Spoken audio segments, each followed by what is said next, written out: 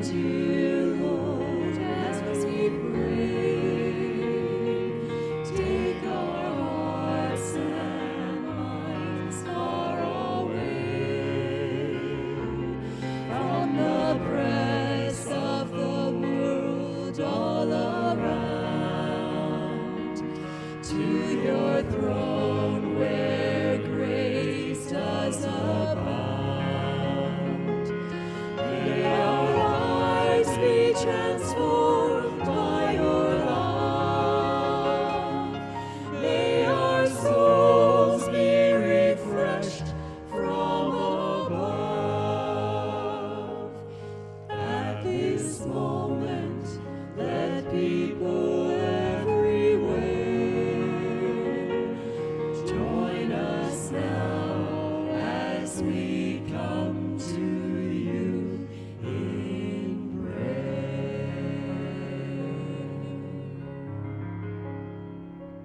Joignez-vous à moi pour nous agenouiller en prière. Père céleste bienveillant, de sabbat en sabbat, d'année en année, tu as été fidèle envers ton peuple. Tu es le créateur de toutes choses, le soutien de nos vies et le donneur de tout don parfait. Nos cœurs sont emplis de gratitude et de révérence. Nous te louons pour ta miséricorde éternelle et ton amour indéfectible qui nous a guidés jusqu'à cette nouvelle année. En ce sabbat de communion, nous nous souvenons du sacrifice de notre Seigneur Jésus-Christ, son corps brisé et son sang versé pour notre salut.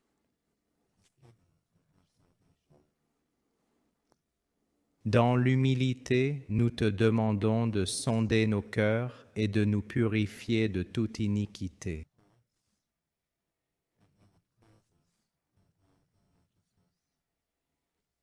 Nous nous consacrons à nouveau et te prions de renouveler un esprit droit en nous.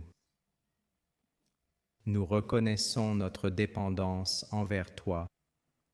Apprends-nous à être fidèles dans la prière, à te faire confiance pleinement et à chercher ta volonté en toutes choses. En même temps que nos cœurs soient disposés à être diligents dans le devoir, fidèles au service et obéissants à ta parole. Apprends-nous à prier, sachant que tout pouvoir et bénédiction viennent de toi, et à travailler fidèlement, confiant les résultats entre tes mains. En entrant dans cette nouvelle année, nous plaçons nos projets, nos familles et notre Église devant toi. Guide nos pas, fortifie notre foi et aide-nous à avancer dans l'obéissance, croyant en tes promesses et agissant par la foi.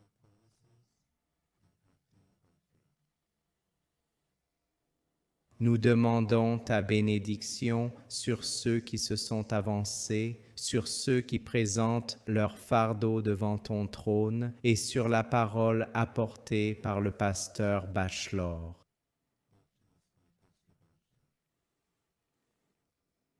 Alors que nous nous imprégnons des bénédictions de ce jour, prépare-nous au retour imminent de Jésus et que nos vies reflètent la beauté de son caractère en tout.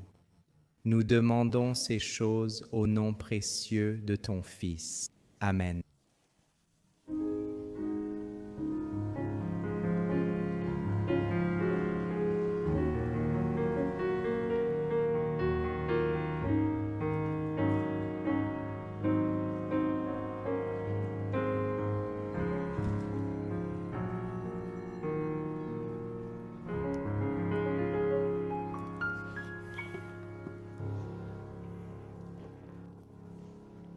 Bonjour, bonjour.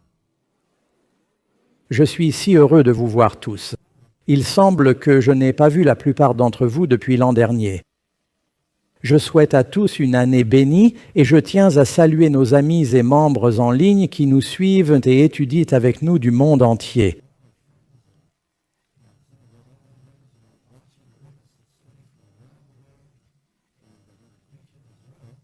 Si vous êtes isolé, sans église locale, Granite Bay et d'autres églises proposent un programme en ligne. Pour plus d'informations, contactez notre bureau à granitebayhilltop.sda.church. Nous sommes très reconnaissants de votre présence et vraiment le monde change rapidement. Il est crucial que notre relation avec Jésus soit où elle doit être. Certains d'entre vous se demandent peut-être, « Pasteur Doug, nouvelle année, nous aimerions espérer que vous commencerez sur une note positive et vous parlez de fuir l'ange de la mort. » Cela semble un peu inquiétant, mais je tiens à vous assurer que dans le calendrier biblique, leur année commençait par un événement lié à la fuite d'un ange du jugement. Et leur service de communion, la Pâque et la Scène du Seigneur étaient également liés à cet événement. J'ai donc pensé que ce serait approprié et que ça finirait sur une note positive, je l'espère. Maintenant, quand on parle de l'idée d'un ange de la mort, je dois vous dire tout de suite qu'il n'y a pas d'ange de la mort. Il n'y a pas, vous savez, d'ange arbitraire qui se promène seul et avec qui vous pouvez négocier pour qu'il ne vous prenne pas. Et ils n'agissent pas unilatéralement. Mais tous les mythes sont liés à une part de vérité, et la Bible parle bien d'anges du jugement envoyé par le Seigneur. Donc ceci va être ancré dans ce que la Bible dit sur ces anges du jugement et comment nous pouvons échapper à ce jugement. Vous savez, surtout pendant le Moyen Âge, et certains d'entre vous se souviennent avoir lu sur la peste bubonique, on est encore sous le choc des suites de la peste du Covid, mais il y a eu la peste bubonique. Ça, c'était une vraie peste. Vous pouvez lire à ce sujet. On nous dit qu'entre 1347 et 1352, d'ailleurs, c'est une maladie bactérienne transmise par les puces et les rats. Quand un navire accostait, les rats infectés descendaient et contaminaient différentes villes et ports. Et on estime, bien que les données de cette époque soient difficiles à obtenir, que 75 à 200 millions de personnes sont mortes. En Europe, on estime qu'il y avait près de 40 millions, ce qui représentait environ un tiers de la population. Imaginez ce que serait de perdre un tiers des personnes assises ici et l'impact sur la société, comment cela changerait l'histoire. Certaines personnes l'ont associé à une prophétie de l'Apocalypse qui parle du 4e cavalier. Vous savez, il y a le cavalier sur le cheval blanc, puis le cheval noir, et le dernier est le cheval pâle. Dans Apocalypse 6, 8, on lit « Je regardais, et voici un cheval pâle. Celui qui le montait se nommait la mort, et le Hadès l'accompagnait. » Le mot Hadès signifie la mort ou la tombe.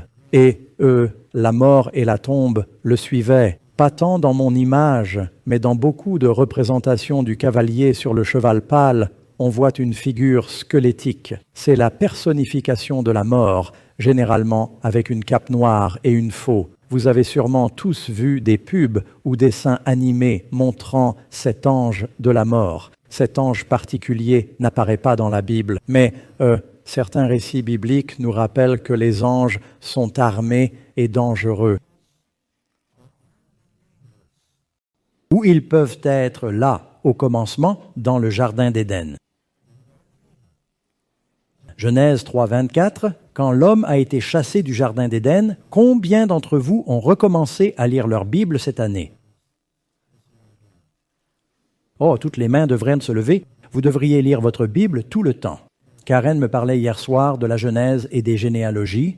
J'ai dit, « As-tu recommencé à lire ta Bible ?» Elle a dit, « Oui, donc nous sommes au même endroit. » Vous devriez être arrivé à Genèse 3 maintenant. Il chassa l'homme et, à l'est du Jardin d'Éden, plaça les chérubins et une épée flamboyante. Paul dit qu'il ne porte pas l'épée en vain. Cette épée avait un but. Une épée flamboyante tournant en tous sens pour garder le chemin de l'arbre de vie. Nul ne pouvait retourner au jardin et manger de cet arbre. Sinon, vous seriez des pécheurs immortalisés. Allez à 2 Rois 19, 35. Et vous vous souvenez probablement de l'histoire où le roi Ézéchias est attaqué par les Assyriens. Il est dit qu'ils avaient encerclé la Judée et il semblait qu'ils allaient tous être engloutis par les guerres. Et une nuit, il est écrit, l'ange du Seigneur sortit et tua dans le camp des Assyriens 185 000 hommes. Et le peuple se leva tôt le matin et il n'y avait que des cadavres. Une version dit, et ils se réveillèrent tous morts. Ça semble assez étrange. Mais 185 000, un seul ange. Allons voir Ézéchiel. C'est un passage troublant, mais il est lié à la prophétie. Ézéchiel 9. Je ne vais pas tout lire, mais ça parle de ces 6 hommes, comme on les appelle, et ce sont clairement des anges quand on lit le contexte. Ils reçoivent des instructions du Seigneur et marquent d'un signe surnaturel ceux qui soupirent et pleurent pour toutes les abominations commises dans le pays. Et l'un des 7 a un encrier d'écrivain à son côté. Et je ne sais pas, peut-être que l'encre est rouge. Et il doit traverser la ville et mettre une marque sur le front. Ce n'est pas la marque de la bête. C'est une marque qui sauve. Tu sais, nous avons tous besoin du sceau de Dieu sur nos fronts.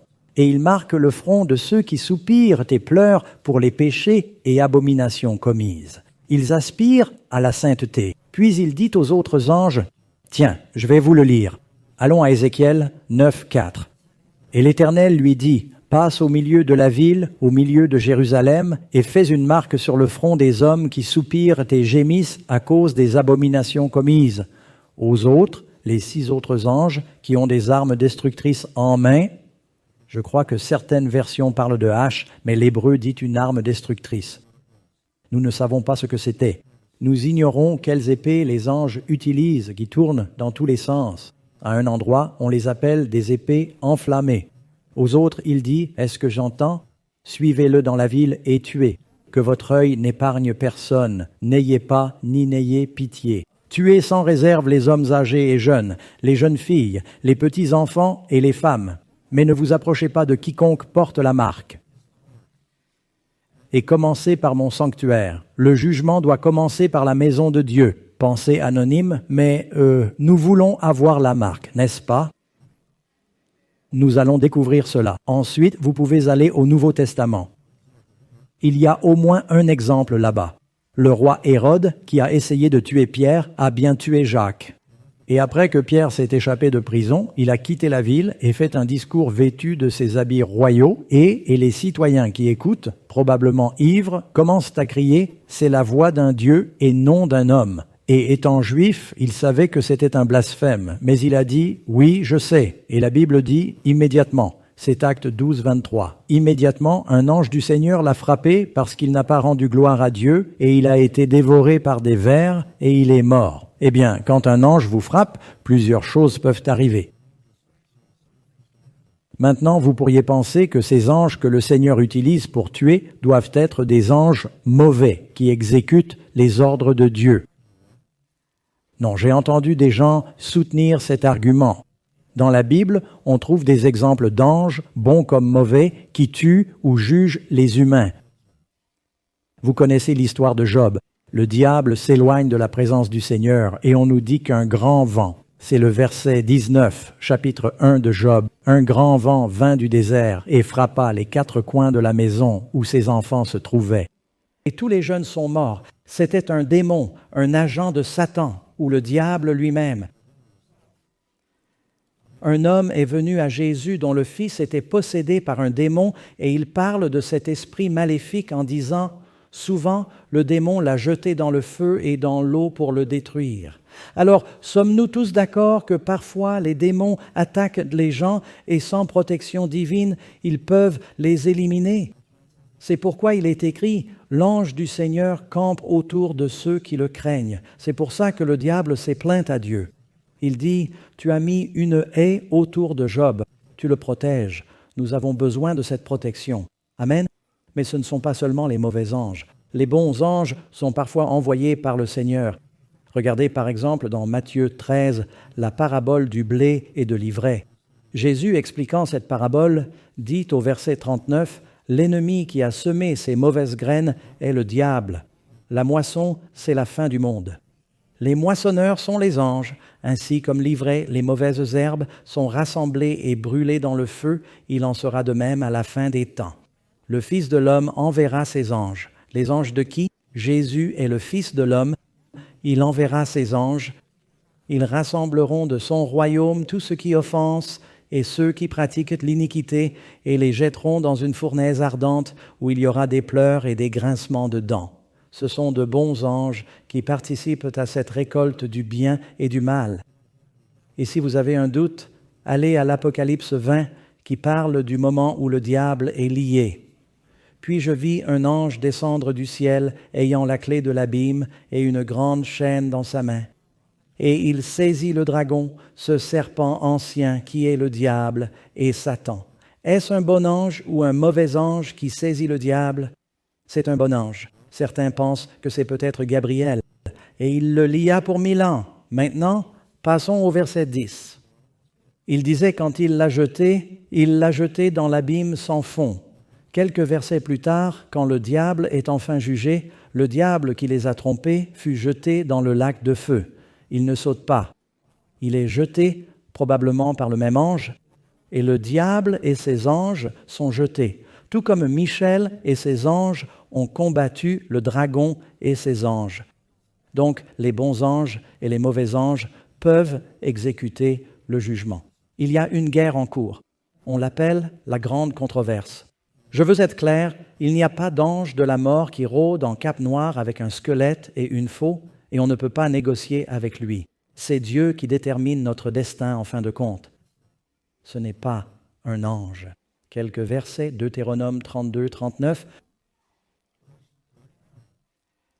Moïse parle et dit « Voyez maintenant que je... » Enfin, c'est Dieu qui parle, en fait. « Voyez maintenant que moi seul, je suis lui et qu'il n'y a pas d'autre Dieu que moi. Je fais mourir et je fais vivre. Je blesse et je guéris, et nul ne peut délivrer de ma main. » Anna, citant probablement Moïse, répète dans sa prière « L'Éternel fait mourir et fait vivre. Il fait descendre au séjour des morts et il en fait remonter. » L'Ancien Testament enseigne-t-il la résurrection? Oui, en effet, il fait remonter. Allons à Job 14, 5. Il dit « Nos jours sont fixés par l'Éternel, pas par les anges.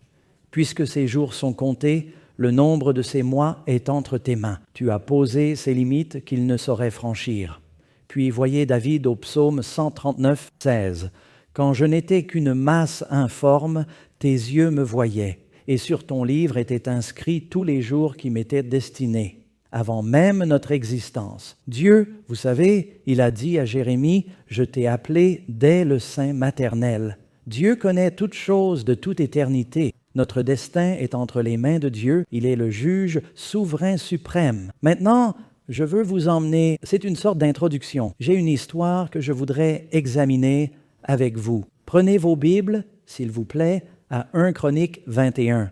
Cette histoire se trouve aussi dans Samuel, mais nous allons voir 1 Chroniques 21, en commençant par le premier verset, sans lire tout le chapitre. La Bible nous dit que c'est quelque chose dans lequel le diable était impliqué.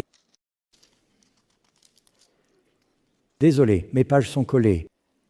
Alors Satan s'éleva contre Israël et incita David à dénombrer Israël. David dit donc à Joab et aux chefs du peuple, « Allez, dénombrez Israël de Beer-Shéba jusqu'à Dan. » Cela signifie du nord au sud. « Et rapportez-moi le nombre afin que je le sache. » Il n'y a pas de péché particulier à faire un recensement pendant l'Exode. Il y a eu un recensement quand ils sont sortis d'Égypte et un autre avant qu'ils n'y entrent. Mais David ne faisait pas cela pour la bonne raison. Et surtout David. David s'est mis soudain à faire confiance aux statistiques plutôt qu'à la puissance de Dieu. David ne regardait jamais la taille d'une armée quand il partait au combat. Il se tournait vers le Seigneur. Maintenant, David pense à la grandeur du royaume et il dit « Je suis roi de tout cela. Je me demande quelle est la taille de mon armée. » Et il était. C'était un acte d'orgueil, et même les soldats le savaient, car Joab répondit au verset 3, « Que l'Éternel multiplie son peuple 100 fois plus, mais mon Seigneur le roi, ne sont-ils pas tous tes serviteurs? Pourquoi donc mon Seigneur demande-t-il cela?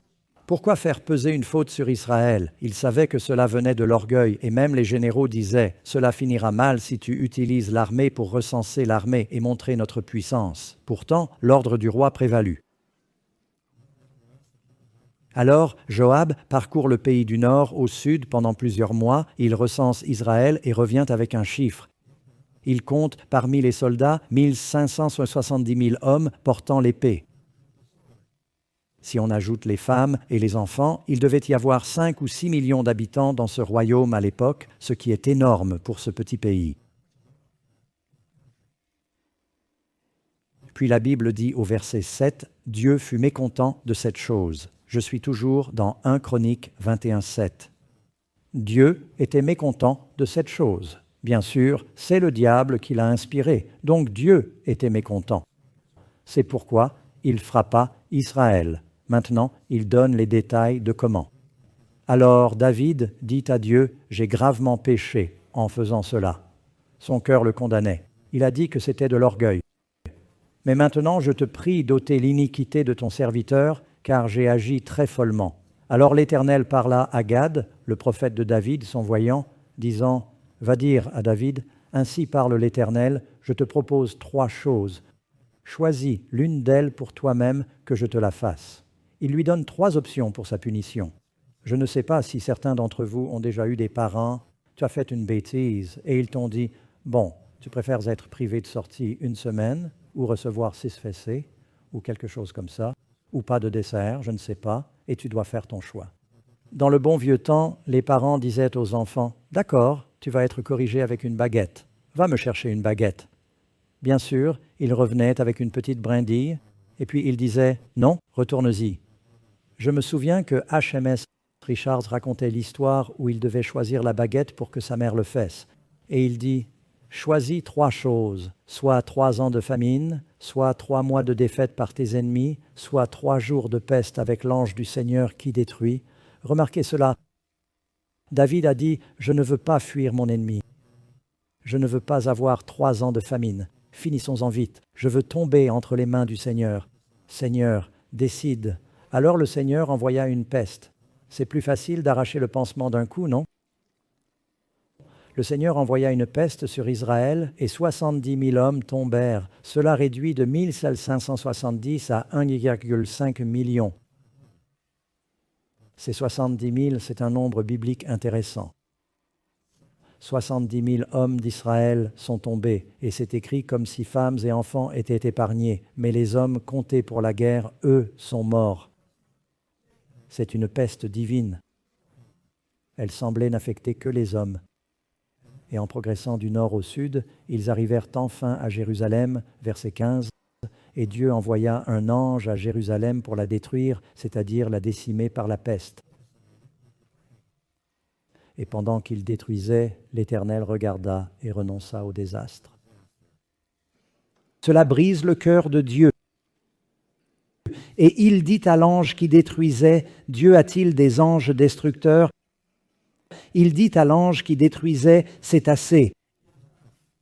Retiens maintenant ta main. » Et l'ange de l'Éternel se tenait près de l'aire d'Ornan, le Jébusien. C'est au-dessus du mont Moria où se trouve Jérusalem. Alors David leva les yeux et vit l'ange de l'Éternel se tenant entre la terre et le ciel, avec une épée dégainée tendue sur Jérusalem. Vous avez probablement entendu parler de la mythologie grecque avec l'épée de Damoclès. On se demande s'ils ont emprunté cela des temps bibliques. Alors David et les anciens, vêtus de sacs, ils sont tous en sac à cause de tous les morts qu'il y a eu dans le pays. Ils pleurent, ils tombent face contre terre. Ils voient cet ange au-dessus de la ville avec une épée dégainée. Ce serait un peu terrifiant. Et David commence à intercéder pour le peuple comme médiateur. Il dit, « N'est-ce pas moi qui ai ordonné de dénombrer le peuple? C'est moi qui ai péché et fait ce mal. Mais ces moutons, qu'ont-ils fait? David est un bon berger, n'est-ce pas? Que ta main, ô Seigneur, mon Dieu, soit contre moi. » Que dit Jésus? Jésus est-il un bon berger? Oui. Et quand la peste arrive, quand cet ange de destruction vient, nous disons « Ô Seigneur, sauve-nous ». Et Jésus intercède et dit « Que ce soit sur moi ». Il dit « Que la peste soit sur moi et la maison de mon Père, mais ton peuple qu'il... » Pas contre ton peuple pour qu'il soit frappé. Alors, l'ange du Seigneur ordonna à Gad, parlant maintenant par le prophète, de dire à David d'ériger un autel sur l'aire de battage d'Ornan, le Jébusite. Pour vous donner une image de ce qui se passe, David n'avait pas encore complètement conquis et tué tous les Jébusites. Ils ont pris la ville des Jébusites, qui était Jérusalem, et ils avaient une aire de battage. Ils y mettaient, c'est un dallage, pas simplement de la terre. Quand ils battaient le blé, ils utilisaient toujours la colline pour capter la brise de l'après-midi, car ils prenaient une pelle, voulaient un sol lisse, ne voulaient pas mélanger de la terre avec le blé. Ils avaient une aire pavée, et ils prenaient ces pelles en bois, et ils pilaient le blé pour le séparer de la balle. Ils le lançaient en l'air. La balle légère s'envolait, le blé retombait, puis ils pouvaient ramasser le blé propre et le stocker. Il y avait donc cette grande zone pavée et cet homme riche, Ornan le Jébusite. La Bible dit ailleurs qu'il a traité David comme un prince. Il est très généreux. David va le voir, il est... Remarquez, qui choisit cet endroit? David ou Dieu? Dieu dit, c'est l'endroit. Savez-vous pourquoi il a choisi cet endroit? On l'appelait autrefois le mont Moria. C'est le même endroit où Abraham a offert Isaac. Donc, c'est devenu le même endroit où David construit le temple, et vous pouvez lire que Salomon a bâti le temple, là où l'Éternel est apparu à David sur l'aire de battage d'Ornan. C'est un lieu très important aujourd'hui. C'est là que se trouve le dôme du rocher, le mont du temple. C'est pourquoi 3 grandes religions considèrent cet endroit comme sacré. C'est dans cette histoire que le lieu est identifié. D'ailleurs, dans l'Ancien Testament, Dieu reste assez vague. Il dit « Dans le lieu que je choisirai, tu apporteras tes offrandes. » Il dit « Il y aura un endroit que je choisirai. » Et on se demande quand cela arrivera. C'est maintenant que ça se produit. Il dit « Je choisis cet endroit à Jérusalem. » David va voir Ornan et lui dit « Vends-moi ton aire pour que j'y bâtisse un autel. » Ornan répond « Je te la donne.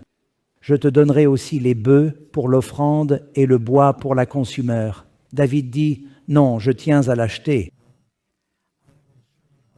Je n'offrirai pas à l'Éternel ce qui t'appartient sans qu'il m'en coûte. » C'est facile de dire « Je veux faire une offrande avec ton argent. » C'est ce que faisait le roi Saül. Ils ont volé les Amalécites pour offrir à l'Éternel, et c'était de la triche. Il lui donna donc 600 cycles d'or, et il construisit un autel à cet endroit. Et maintenant, passons au verset 27. Alors l'Éternel ordonna à l'ange de remettre son épée. Mais attendez, je veux lire le verset 26. Il bâtit, il fit une offrande là, et il invoqua l'Éternel qui lui répondit du ciel par le feu sur l'autel. David a-t-il allumé ce feu, ou est-ce l'une des rares fois dans la Bible où le feu est descendu du ciel? Dieu a consacré cet endroit. D'ailleurs, cela s'est reproduit quand Salomon a dédié le temple. Et l'Éternel ordonna à l'ange de remettre son épée au fourreau. Qu'est-ce qui a fait ça?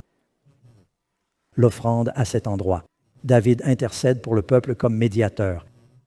Il y a un sacrifice, puis Dieu retire sa colère et le peuple est épargné. Maintenant, c'est intéressant de voir comment se termine cette histoire. À ce moment-là, verset 28, quand David vit que l'Éternel lui répondait sur l'aire d'Ornan le Jébusien, il y offrit des sacrifices. Car le tabernacle de l'Éternel et l'autel des holocaustes que Moïse avait fait dans le désert étaient à Gabaon. C'est à environ 10 kilomètres sur une montagne. Mais remarquez, il est écrit, David ne pouvait pas s'y présenter pour consulter Dieu, car il craignait l'épée de l'ange du Seigneur. Ça rime. Cela signifie qu'il a dit, c'est l'endroit que Dieu m'a indiqué, je ne veux pas que l'épée du Seigneur revienne sur Jérusalem. Je vais faire mon offrande ici. Et dès lors, ils ont fini par déplacer l'arche à Jérusalem et il y a construit un temple. C'est alors que le tabernacle, ce vieux tabernacle usé que Moïse avait construit dans le désert, est devenu obsolète à ce moment-là. Beaucoup de choses se passent dans cette histoire. Ceci est presque un second exemple de la Pâque. Une peste traverse le pays et il faut une intercession pour épargner le peuple. Mais maintenant, je veux que vous reveniez au passage que nous avons lu dans le livre de l'Exode. Les enfants d'Israël sont esclaves. Moïse vient et proclame la parole du Seigneur. Moïse a un bâton et va voir le chef le plus puissant du monde en disant « Laisse partir mon peuple ». Et le Pharaon répond « Tu plaisantes? Qui es-tu? Je ne laisserai pas partir mon peuple. Je n'ai pas peur de ton bâton. » Et que se passe-t-il après que 9 plaies dévastatrices ont ravagé l'Égypte? Le Pharaon ne veut toujours pas les laisser partir. Dieu dit « D'accord, tu l'as cherché. » Jusqu'ici, les plaies ont été le sang, l'eau, la fumée, les ténèbres, les grenouilles, les insectes. Et maintenant, ce sera la mort de tous les premiers-nés. Les premiers-nés étant les favorisés, ceux qui portent l'héritage, une figure du Christ, le seul engendré du Père. Alors Moïse leur donne des instructions très claires. Il dit « Prenez un agneau pur et sacrifiez-le, un agneau par famille. Si votre famille est trop petite, associez-vous à une plus grande, mais chaque maison doit avoir du sang sur la porte. Et il arrivera que lorsque vous prendrez et tu dois manger l'agneau de la Pâque. Nous allons répéter cela lors de notre service de communion. Pas manger l'agneau, mais ce qu'il symbolise. Et ils ont dit que lorsque l'ange traverse le pays d'Égypte, laissez-moi vous lire ce passage, verset 13, Exode 12. Le sang vous servira de signe sur les maisons où vous serez. Je verrai le sang, je passerai par-dessus vous, et le fléau ne vous détruira pas. La peine du péché est la mort. Qu'est-ce qui nous sauve de la peine du péché? Dieu dit, quand je verrai le sang, je passerai. Nous avons tous péché. Quel est notre seul espoir? C'est de faire confiance au sang. Imaginez l'angoisse des familles à minuit. Soudain, un cri s'éleva dans tout le pays. Quelqu'un a entendu mourir la personne à côté, puis une autre maison, puis les lamentations ont commencé à déferler comme une vague à travers l'Égypte, des cris et des pleurs venant de toutes ces maisons. Et dans les foyers hébreux de Goshen, ils pouvaient entendre certains de leurs voisins égyptiens se lamenter. On peut imaginer les enfants demandant à leurs parents « Avez-vous bien mis le sang sur la porte? Est-il des deux côtés et au-dessus » Leur seul espoir était que ce sang soit sur la porte pour que l'ange du jugement passe outre.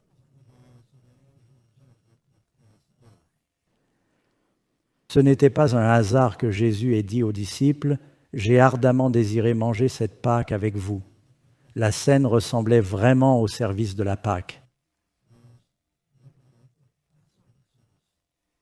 Nous faisons confiance au sang de l'agneau pour nous sauver du jugement. Amen. Et il promet de le faire. Mais avez-vous appliqué le sang? Je me souviens d'une histoire intéressante d'Arthur Conan Doyle. Oui, il a écrit Sherlock Holmes, mais il était aussi historien et médecin et a écrit un livre sur la guerre des Boers en Afrique du Sud. Lors d'une bataille, Arthur Conan Doyle, qui était écossais, servait comme médecin en Afrique du Sud. Dans cette bataille, les Boers, une force imposante, ont submergé une petite troupe anglaise et les bombardaient d'un feu nourri. Et pendant que la troupe se repliait, l'hôpital est resté sur place et ils tirèrent dessus. Et 2 des soldats blessés là-bas ont dit « Sans le drapeau de la Croix-Rouge ». Ils avaient signé la Convention de Genève avant cette époque. C'était vers 1865. Nous sommes en 1899. Il a dit « Sans ce drapeau de la Croix-Rouge là-haut, on est fichu ». Et ils ont répondu « On n'a pas de drapeau ». Ils n'ont trouvé qu'une taie d'oreiller, mais pas de peinture.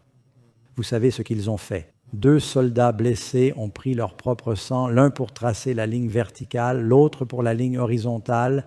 Ils l'ont hissé sur un bâton et le bombardement s'est arrêté et ils ont survécu. En guerre, cette croix rouge signifie ne pas tirer sur cette ambulance ou sur ceux avec les brassards. Ils ne respectent pas toujours cela, mais Dieu si. Si vous avez le drapeau rouge, la bannière du Christ, si vous vivez sous le sang, alors vous êtes sauvés de l'ange ou des anges du jugement. Amen. Et mon ami, ce ne sera plus très long avant que Christ vienne envoyer ses anges. Il rassemblera ses élus et d'autres seront ramassés comme livrets et jetés au feu.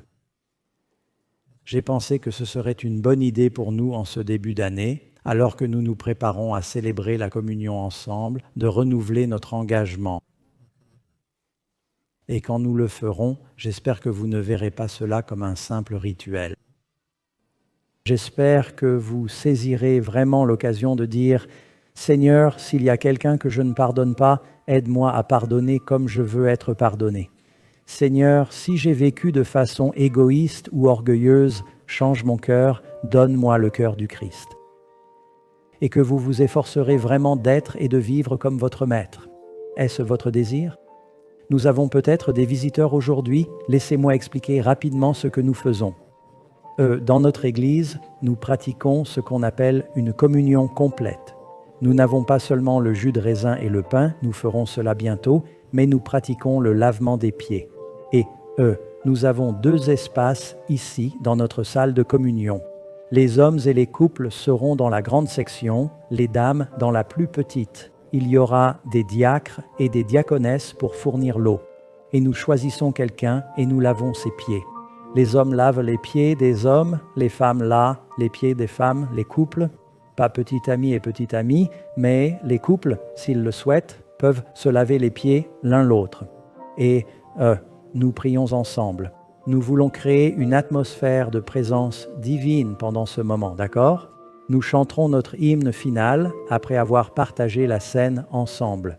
Mais maintenant, j'invite tout le monde, si vous le pouvez, à s'agenouiller avec moi pour prier. Et puis nous nous séparerons. Aussi, en nous séparant, les enfants peuvent venir devant ou quelqu'un leur racontera une histoire. Seigneur aimant, nous te remercions pour ce service qui commémore le grand sacrifice de Jésus pour notre renouveau. Pour beaucoup ici, Seigneur, cela représentera un nouveau baptême. Et je prie pour que quand nos pieds seront lavés, nos cœurs le soient aussi. Seigneur, je prie que s'il y a quoi que ce soit dans nos vies, une animosité envers un frère ou une sœur, ou un domaine où nous sommes encore captifs du péché, tu nous libères et nous aides à déposer ces choses au pied de la croix pour vivre une vie nouvelle. Bénis ce service, Seigneur, afin que tu sois honoré et glorifié. Nous te remercions et prions au nom de Jésus. Amen. Amen. Bonjour chers amis, l'émission que vous venez de regarder a été enregistrée à l'église Granite Bay Hilltop où je suis pasteur principal. Nous serions ravis de vous rencontrer. Si vous êtes dans la région de Sacramento, venez adorer le Seigneur avec nous.